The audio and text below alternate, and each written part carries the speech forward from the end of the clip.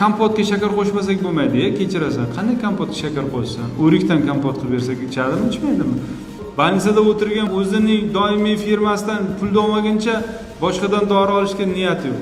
Arzon dorini olmay, bitta sistema o'zimizda ishlab chiqarilayotgan sistema 2 barobar narxda mana kecha ham birjadan urib oldi. Dori-darmon. Bular nima qilyapti? Kerakli dorini olmayapti.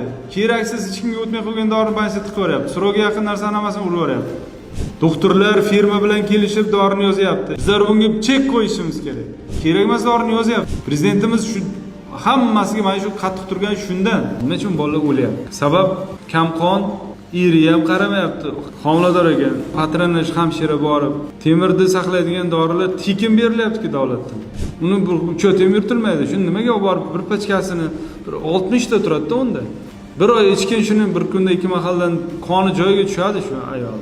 Qizil lavlagi bozor to'la.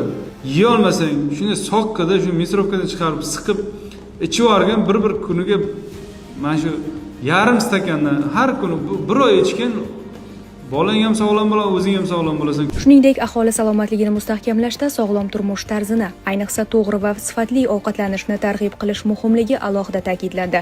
Maktabgacha ta'lim muassasalari, shifoxonalar va harbiy qismlarni oziq-ovqat mahsulotlari bilan ta'minlashda mahalliy, sifatli va tabiiy mahsulotlardan keng foydalanish zarurligi qayd etildi. Parametrlarni analizini qilib turish kerak. Hech bo'lmasa gemoglobinni o'lchatib tursa bo'ladi-ku, davleniyani o'lchatib tursa bo'ladi-ku.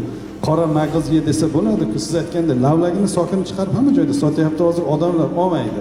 Oshqovoq bilan olmani jim qilib bir stakan solib ertalab shunday bolaga ichirgin, oshqovoqni o'zini bersak ichmaydi. Olma bilan bersa ichadimi?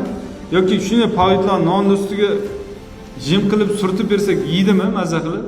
Kecha olimda olib kelib shakarni zararini o'rgattirdim. Hamma tonnalab shakar yeyapti. Bizlar hozir 1000 tonna shakarni Surxondaryoda importini qisqartirsak, shakarda bozorda narxi arzon bo'ladi.